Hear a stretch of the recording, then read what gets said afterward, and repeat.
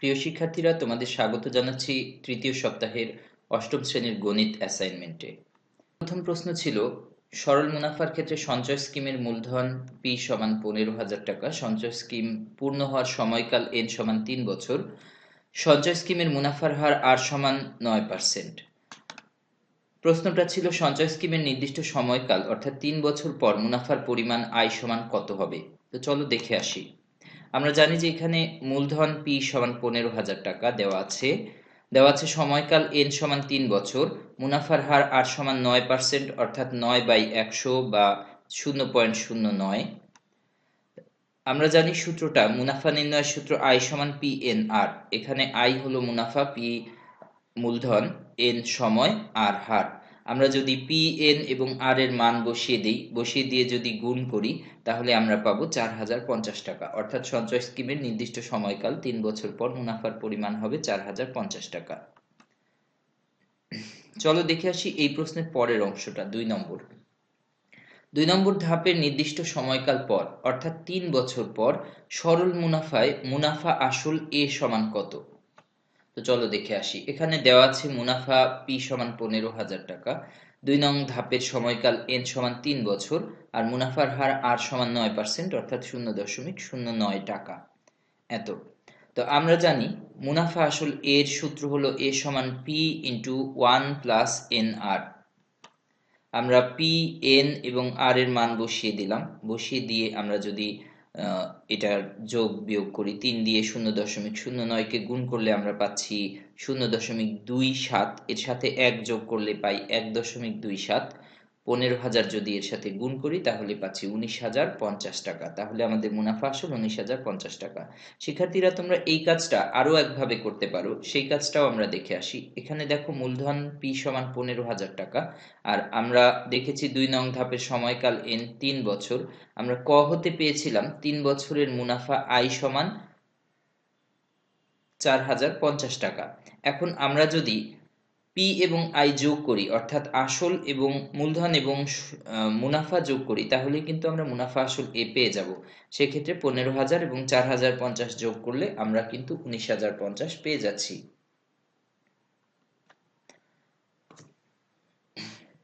চলো দেখে আসি আমাদের 2 নং প্রশ্ন। চক্রবৃদ্ধি মুনাফার ক্ষেত্রে দেওয়া আছে সঞ্চয় স্কিমের মূলধন পি সমান একই 15,000 টাকা, সময় এন 3 বছর, মুনাফার হার একই রকম আর সমান 9%।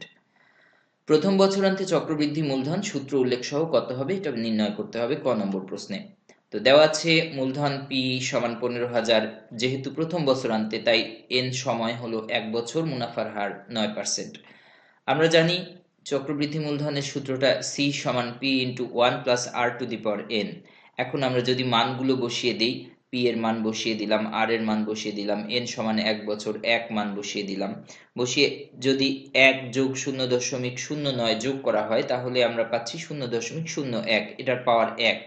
তার মানে 0.01ই থাকবে। এর সাথে 15,000 যদি আমরা গুণ করি তাহলে পাবো 16,350, অর্থাৎ 1 বছরে চক্রবৃদ্ধি মূলধন হবে 16,350 টাকা। পরের প্রশ্নটা ছিল দ্বিতীয় বছরান্তে চক্রবৃদ্ধি মূলধন কত হবে। একই রকম করে আগের কাজটার মতো করেই শুধু সময়টা 2 বছর। আমরা একই সূত্র বসাবো, এন এর জায়গায় শুধুমাত্র 2 হবে।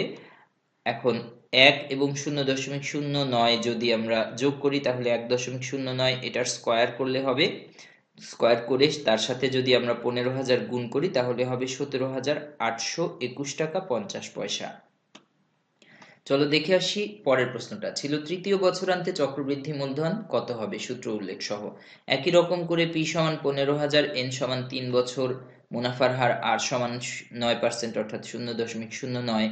এখন আমরা চক্রবৃদ্ধি মূলধনের সূত্রটা বসালাম, সি সমান P into 1 plus R to the power N. এখানে এন এর মান 3, পি এর মান 15,000, আর এর মান 0.09। আমরা যদি 1 এবং 0.09 কে যোগ করি তাহলে পাচ্ছি 1.09, এর উপরে পাওয়ার 3। যদি এইটার পাওয়ার 3 করে আমরা 15,000 এর সাথে গুণ করি তাহলে পাবো আমরা 19,425.43। এরপরে আরো কিছু, তো আমরা এটাকে 0.44 ধরে নিলাম, এত টাকা। তাহলে আমরা পাচ্ছি যে 3 বছরান্তে চক্রবৃদ্ধি মূলধন 19,425.44 টাকা। পরের প্রশ্নটা ছিল নির্দিষ্ট সময়কাল পর অর্থাৎ 3 বছর পরে চক্রবৃদ্ধি মুনাফা কত। আমরা এর আগের প্রশ্নে কিন্তু পেয়েছি যে 3 বছর পর চক্রবৃদ্ধি মূলধন সি সমান 19,425.44 টাকা, গ নম্বরে পেয়েছিলাম। আর আমাদের মূলধন দেওয়া আছে পি সমান 15,000 টাকা। তাহলে আমরা যদি সি থেকে পি বিয়োগ করি তাহলেই আমরা চক্রবৃদ্ধি মুনাফা পেয়ে যাব। সি থেকে পি যদি বিয়োগ করি তাহলে দেখা যাচ্ছে আমরা পাচ্ছি 4,425.44 টাকা। সি এর মান দেওয়া আছে, পি এর মান দেওয়া আছে, শুধু বিয়োগ করতে হবে, বিয়োগ করলে আমরা মানটা পেয়ে যাব। পরের প্রশ্নটা চলো দেখে আসি। পরের প্রশ্নটা গ নম্বরে ছিল নির্দিষ্ট সময়কাল পর সরল মুনাফা ও চক্রবৃদ্ধি মুনাফার পার্থক্য কত। দেখো 3 বছর পর চক্রবৃদ্ধি মুনাফা হলো 4,425.44 টাকা, আমরা ঘ নম্বর হতে পেয়েছি।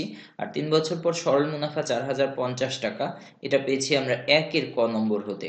তো আমরা পার্থক্য এই দুইটা যদি বিয়োগ করি তাহলেই পেয়ে যাচ্ছি 375.44 টাকা।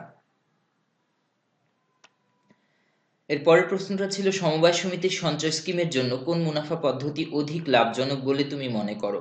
তো সমবায় সমিতিতে যদি যারা সমবায় সমিতির সদস্য তারা যদি সঞ্চয় রাখতে চায় টাকা, সেক্ষেত্রে অবশ্যই চক্রবৃদ্ধি মুনাফা পদ্ধতি তাদের জন্য অধিক লাভজনক হবে, কারণ এই পদ্ধতিতে যারা গ্রাহক তারা অধিক লাভবান হবে। এরপরে চলো দেখে আসি আমরা সংক্ষিপ্ত প্রশ্ন এক নম্বরে ছিল 6, 11, 16, 21 প্যাটার্নটির বীজগণিতীয় রাশি নির্ণয় করো। তো প্রথমেই দেখো প্রথম সংখ্যাটি 6 কে আমরা 5 যোগ 1 অর্থাৎ 5 গুণ 1 যোগ 1 করতে পারি। দ্বিতীয় সংখ্যা 11 কে আমরা 10 যোগ 1 বা 5 গুণ 2 যোগ 1 করতে পারি। তৃতীয় সংখ্যাকে আমরা 5 গুণ 3 যোগ 1 করতে পারি। অর্থাৎ প্রত্যেকটা সংখ্যায় 5-এর সাথে প্রথম সংখ্যায় 1 গুণ হয়েছে, দ্বিতীয় সংখ্যায় 2 গুণ হয়েছে, তৃতীয় সংখ্যায় 3 গুণ হয়েছে, বাকি অংশ কিন্তু সেম আছে। তাহলে কতম সংখ্যা? শুধুমাত্র 5, এই যে 3 এর জায়গায় শুধু ক আসবে, তাহলে 5ক যোগ 1, অর্থাৎ প্যাটার্নটির বীজগণিতীয় রাশি 5ক যোগ 1। আমাদের পরের প্রশ্নটা ছিল এই 3টা চিত্র দেওয়া আছে এবং বলা হয়েছে এর পরের চিত্রে কাঠির সংখ্যা কত হবে। চলো দেখে আসি। আমাদের এই যে প্রথম চিত্রে 1, 2, 3, 4, 5টা কাঠি, দ্বিতীয় চিত্রে 1, 2, 3, 4, 5, 6, 7টা কাঠি, তৃতীয় চিত্রে 1, 2, 3, 4, 5, 6, 7, 8, 9টা কাঠি আছে। তাহলে দেখা যাচ্ছে যে 5 থেকে 7 2 বাড়ছে, 7 থেকে 9 2 বাড়ছে, প্রত্যেকটা চিত্রে কাঠির সংখ্যা 2 2 করে বাড়ছে। অর্থাৎ এর পরের চিত্রে কাঠির সংখ্যা হবে এই 9 এর সাথে, এই যে লাস্ট যে চিত্রে 9 ছিল 9 এর সাথে 2 যোগ অর্থাৎ 11টি। এবং চিত্রটা কি হবে? চিত্রটা হবে এই রকম। পরের প্রশ্নটা ছিল 1 মিটার কাকে বলে। পৃথিবীর উত্তর মেরু থেকে ফ্রান্সের রাজধানী প্যারিসের দ্রাঘিমা রেখা বরাবর বিষুবরেখা পর্যন্ত দৈর্ঘ্যের 1 কোটি ভাগের 1 ভাগকে 1 মিটার হিসেবে গণ্য করা হয়। তো আমরা জানি যে পৃথিবী উত্তর দক্ষিণ মেরুতে, উত্তর মেরু থেকে দক্ষিণ মেরু পর্যন্ত যেই রেখাগুলো কল্পনা করা হয় উত্তর দক্ষিণ বরাবর, সেই রেখাগুলো হলো দ্রাঘিমা রেখা। তো যেই দ্রাঘিমা রেখাটা প্যারিসের, ফ্রান্সের রাজধানী প্যারিসের উপর দিয়ে গেছে বিষুবরেখা পর্যন্ত, এই প্যারিসের দ্রাঘিমা রেখা বরাবর বিষুবরেখা পর্যন্ত, অর্থাৎ বিষুবরেখা থেকে আমাদের উত্তর মেরু পর্যন্ত যেই দ্রাঘিমা, এটার যেই দৈর্ঘ্য, সেই দৈর্ঘ্যকে যদি আমরা 1 কোটি দিয়ে ভাগ করি তার 1 ভাগ হলো 1 মিটার। পরের প্রশ্নটা ছিল অধিক পরিমাণের বস্তুর ওজন পরিমাপের জন্য ব্যবহৃত মেট্রিক পদ্ধতির দুটি এককের নাম লিখো। আমরা জানি যে অধিক পরিমাণের বস্তু ওজন পরিমাপের জন্য আমরা যে এককগুলো ব্যবহার করি মেট্রিক পদ্ধতি, সেগুলো হলো কুইন্টাল, মেট্রিক টন ইত্যাদি। তাহলে এটা হলো মেট্রিক টন এবং কুইন্টাল। পরের প্রশ্নটা ছিল 10 একক সমান কত বর্গমিটার। আমরা জানি 1 একর সমান 4046.86 বর্গমিটার। তাহলে 10 একর সমান, এর সাথে 10 দিয়ে গুণ করলে যেটা হবে তত। তারপরের প্রশ্নটা ছিল 160 সেমি সমান কত ইঞ্চি। দেখো আমরা জানি যে 1 মিটার সমান 39.37 ইঞ্চি, অর্থাৎ 1 মিটার মানে 100 সেমি। 100 সেমি সমান যদি 39.37 ইঞ্চি হয়, তাহলে 1 সেমি সমান 39.37কে 100 দিয়ে ভাগ করলে এটা হবে 0.3937 ইঞ্চি প্রায়। এখন আমরা যদি 160 সেমি বের করতে চাই, 160 দিয়ে গুণ করব, গুণ করলে 62.992 ইঞ্চি প্রায়। পরের কাজটা ছিল একটা ঘরের আয়তন দেওয়া আছে 7,68,000 ঘন সেমি এবং বায়ু পানির তুলনায় এত গুণ ভারী, 0.00129 গুণ ভারী। ঘরটিতে বায়ুর পরিমাণ কত কিলোগ্রাম। তা আমরা জানি যে 1 ঘন সেমি পানির ওজন হলো 1 গ্রাম, তাহলে 1 ঘন সেমি বায়ুর ওজন হবে, এর সাথে বায়ু যত গুণ ভারী তত দিয়ে যদি গুণ করি তাহলে 0.00129 এত গ্রাম।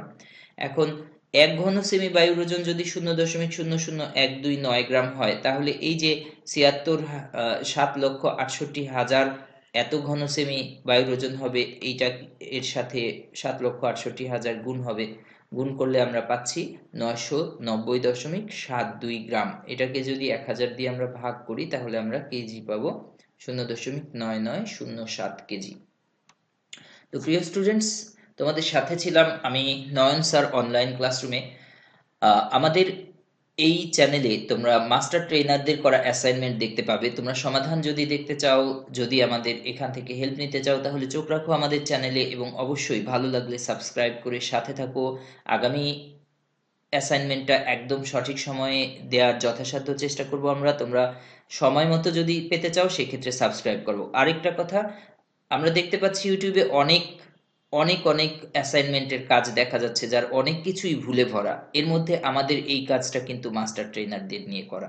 ধন্যবাদ, ভালো থাকো সবাই।